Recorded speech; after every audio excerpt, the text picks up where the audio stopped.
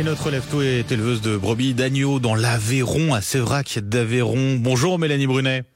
Bonjour. Et bienvenue sur Sud Radio. Comment ça va déjà ce matin? Ça va, merci. En pleine forme pour commencer cette journée? Eh ben oui, il faut. Oui, forcément. Vous entendiez là à l'instant les vraies voix de Sud Radio qui revenaient hier sur ces accords de libre-échange qui font parfois du mal aux agriculteurs, à nos agriculteurs. On a beaucoup parlé notamment de l'accord de libre-échange entre l'Europe et la Nouvelle-Zélande. Nouvelle-Zélande qui est grande exportatrice d'agneaux. Est-ce que c'est un accord qui vous inquiète vous-même à titre personnel? Alors moi, à titre personnel, non, puisque je fais de la vente directe. J'élève et la façon dont on élève nos moutons, nos agneaux ne va pas nous impacter puisqu'on a une clientèle fidèle et on les livre directement. Mais c'est sûr que pour la profession, c'est pas une bonne chose. Est-ce que vous comprenez, vous partagez cette colère qui monte du côté du monde agricole aujourd'hui? Ah bah oui, c'est certain que on voit bien que les décisions, pour qu'elles soient vraiment prises, les bonnes décisions, il faut toujours attendre.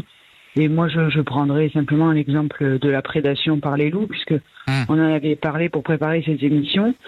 Et on voit bien que le ministre nous tient depuis longtemps en nous disant, non, ça va pas, on va changer les choses. Et puis, en réalité, ça change pas. Il a, par rapport notamment au changement de statut du loup, il a fallu attendre que la présidente de la Commission européenne annonce cette volonté d'abaissement du statut de protection des loups pour que le ministre dise « Ah oui, on va le faire ».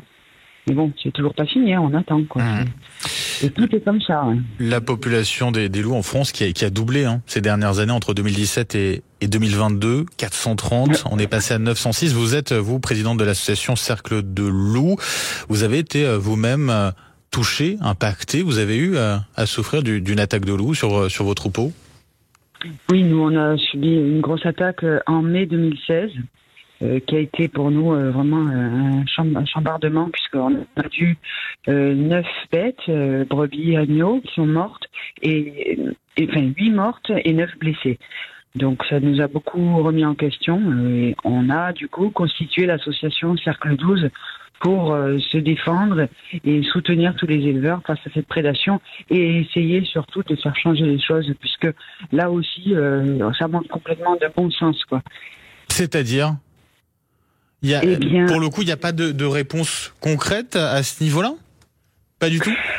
Alors il y a des indemnisations qui sont possibles selon les conditions dans lesquelles vous vous faites attaquer votre troupeau.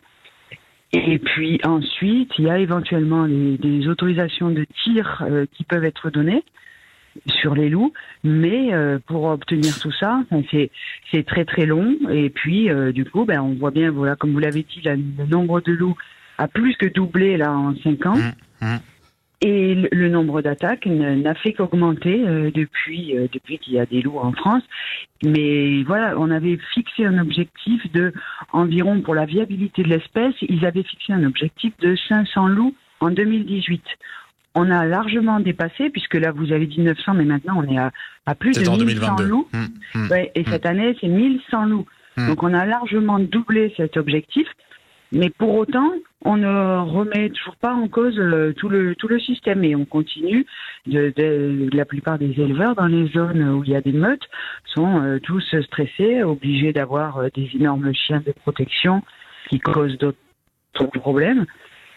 Et on ne parce que quand on veut faire de la qualité, on fait justement en sorte que ces troupeaux soient en pâturage le plus longtemps au cours de l'année, et ça veut dire autant de jours où il y a cette inquiétude-là, cette menace, quoi.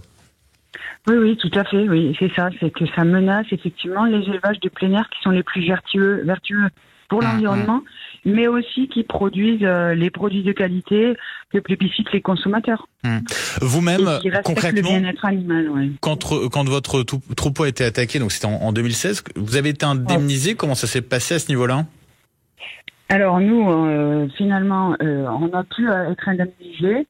Enfin, vous êtes indemnisé en général 8 à 10 mois après, au moins. Mais on a pu obtenir ça parce que, par hasard, on avait sur notre exploitation un piège photo pour autre chose et qui a fait des photos du loup la nuit de l'attaque.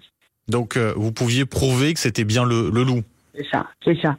L'administration n'a pas pu nier, comme elle le fait dans beaucoup de cas, notamment sur les territoires nouvellement impactés.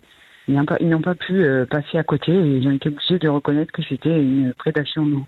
Je voyais que dans l'Aveyron, il y avait une brigade loup qui avait été lancée par le gouvernement pour permettre des tirs de défense. Ah écoutez, la brigade loup, en fait, elle existe depuis longtemps dans les Alpes. Seulement, ils sont environ une quinzaine d'agents. Et effectivement, depuis 2016, d'ailleurs, on demandait qu'il y ait une nouvelle brigade loup qui puisse s'implanter pour le Massif central et tous les autres massifs, tous les départements impactés, comme les Pyrénées, la Bourgogne, enfin, toute cette partie ouest de la France. On a obtenu, en théorie, cette seconde brigade qui a été inaugurée au mois de juillet l'année dernière à Rodez. Seulement, cette année, en fait, elle n'était pas opérationnelle. Et je peux vous dire que le préfet l'a confirmé en comité loup le 11 janvier récemment. En réalité, ils n'ont pas recruté de nouveaux agents cette année, donc elle n'a pas été sur le terrain.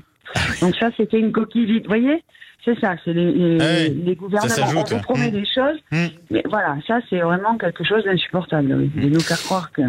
Mélanie, est-ce que vous avez prévu de rejoindre ce mouvement de colère des agriculteurs ou pas forcément, ou vous le suivez en tout cas? Je le suis de très près. Il y a une action cet après-midi à Sévérac d'ailleurs. Donc je pense qu'un de nous deux, je suis associé avec mon mari, ira, puisque moi je dois aller livrer mes poulets cet après-midi. Donc ça peut pas attendre. Je suis obligée d'aller livrer mes poulets. Mais dès qu'on sera disponible, on va rejoindre le mouvement, c'est certain. Période d'autant plus intense pour vous en ce moment, Mélanie. On va peut-être finir un mot là-dessus. C'est le côté aussi positif. Ça met en joie forcément. C'est la période des naissances, non, en ce moment?